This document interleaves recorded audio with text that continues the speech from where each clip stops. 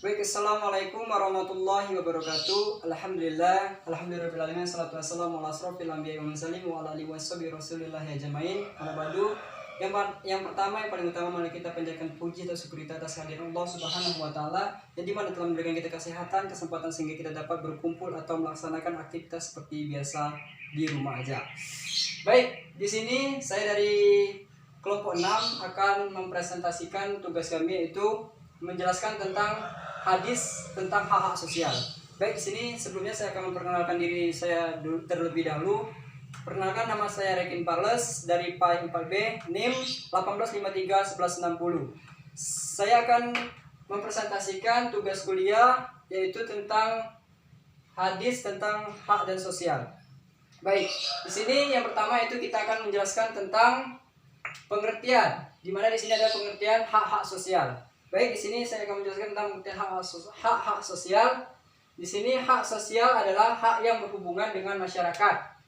Hak ini yang memberikan kebebasan seorang untuk menentukan, memilih dan mendapatkan pendidikan, mendapatkan pengajaran, hak untuk membangun kebudayaan.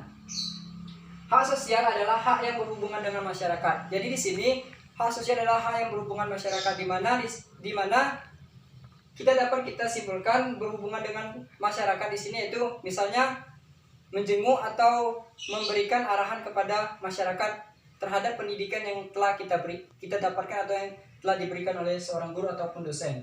Baik, di sini ada penjabaran, ada dua. Yang pertama itu hak sosial, ada dua. Yang pertama yang saya ambil yaitu tentang menjenguk seorang ketika sakit. Yang kedua yaitu menggiring jenazah atau orang yang sudah meninggal.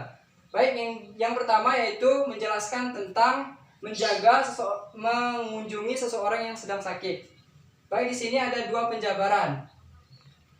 Penjabaran tentang orang yang sakit. Yang pertama yaitu orang yang sakit adalah orang yang sedang mengalami ujian dan cobaan dari Allah Subhanahu wa taala. Kita sebagai umat manusia atau umat Islam tidak dapat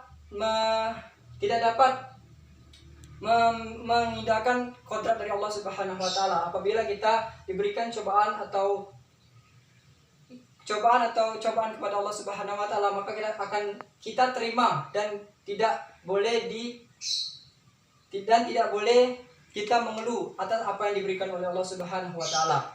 Di sini yang kedua itu Islam mengajarkan untuk menjenguk orang yang sedang sakit, di mana di sini orang yang sakit adalah orang yang organ tubuhnya tidak bergerak dengan maksimal dikarenakan adanya penyakit yang diberikan oleh Allah Subhanahu wa taala. Kita sebagai umat Islam atau orang yang terdidik, kita harus memberikan motivasi kepada orang yang sakit tersebut sehingga penyakit yang dideritanya akan lebih berkurang atau akan kunjur sembuh. Di sini dalam menjenguk seorang yang ketika sakit ada macam-macam hadisnya. Yang pertama yaitu hadis tentang hak-hak sosial yang berbunyi iza andaro jullu akhahu maslima masafi hirofatin jannati hatta yaklisha faza jalasa khomado turrohmatu fa in kana ukwatan sholah alaihi sab'una af'al fa'amalaka hatta yumsiya wa in kana masa sholah alaihi sab'una alfa malakin hatta yusbiha. Yang artinya, apabila seseorang menjenguk saudaranya muslim yang sedang diberikan cobaan atau sakit, maka seakan-akan ia berjalan sambil memetik buah-buahan surga, sehingga apabila sudah duduk maka diturunkan kepadanya rahmat dengan rahmat yang besar, di antaranya hingga waktu sebanyak 70.000 hingga waktu yang ditentukan. Dan yang selanjutnya yaitu dengan waktu yang ditentukan, dengan hari yang jika dia menjenguknya di pagi hari, maka Allah Subhanahu wa taala memberikan 70.000 rahmat atau mendoakannya supaya dia sehat dan di pagi hari kelak. Itu tentang hadis At-Tirmizi, Ibnu Majah dan Ibnu Ahmad. Yang selanjutnya di sini dari hadis ada doa yang tercantum dalam hadis tersebut, doa untuk orang yang sakit. Di sini doanya adalah Bismillahirrahmanirrahim. As'alullaha akzima Rabba amsi azimi an yashika. Yang artinya, aku memohon kepada Allah Subhanahu wa taala yang maha agung agar menyembuhkan penyakitmu. Hadis At-Tirmizi dan Abu Daud. Di dalam doa ini beliau berdoa supaya penyakit yang diderita oleh seseorang atau masyarakat itu lekas sembuh hingga dicabut oleh Allah Subhanahu wa taala penyakitnya, sehingga kehidupannya di dunia akan bermanfaat untuk di akhirat kelak. Baik, yang selanjutnya itu saya akan menjelaskan tentang yang tadi materi yang pertama, yang selanjutnya itu materi yang kedua, yaitu menggiring jenazah. Di sini bagaimana apa artinya jenazah sih? Jenazah adalah orang yang telah tiada atau ditinggalkan, baik itu sanak, keluarga maupun anak dan istrinya. Di sini ada manfaat dari menjenguk atau menggiring jenazah. Yang pertama yaitu menunjukkan penghormatan kepada mayat dan keluarganya, di mana di sini kita menghormati atas kepergian dari mayat tersebut.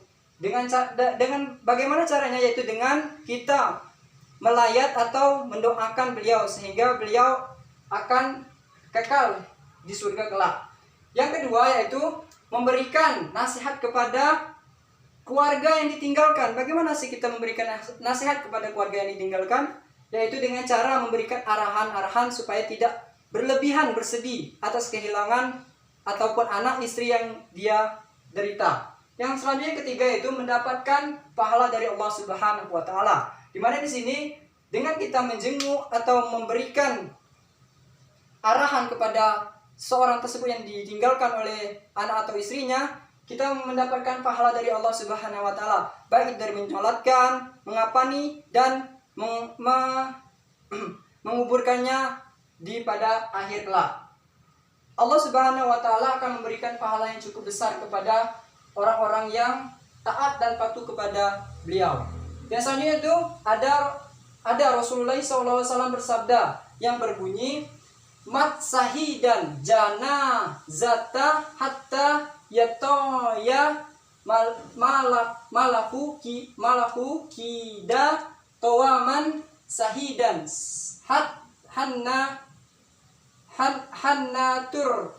hannatur fanaka nalahuki dan ini killa wa mal kida toni kola mislu jabalaini aziman, yang artinya barang siapa yang menyaksikan jenazah hingga ikut mengapaninya atau menguburinya, maka bagi pahalanya adalah 1 kiram, dan barang siapa yang menyaksikan maka baginya pahala 2 dirham.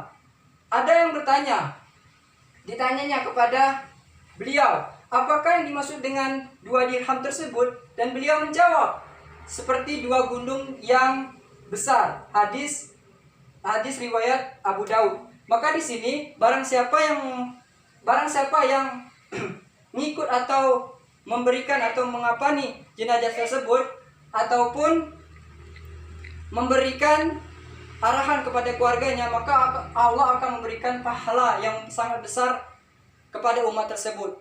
Besarnya tidak terhingga seperti gunung yang sangat besar. Kita tidak bisa menghitung atau memprediksi sebesar apa pahala yang diberikan oleh Allah Subhanahu wa taala. Maka dari itu kita sebagai umat manusia atau umat Islam lebih banyaklah bersyukur, apalagi di bulan Ramadan ini. Kita banyak memberikan pahala atau kita meminta pahala kepada Allah Subhanahu wa taala, yaitu dengan melaksanakan puasa dan membayar zakat bagi orang-orang yang mampu.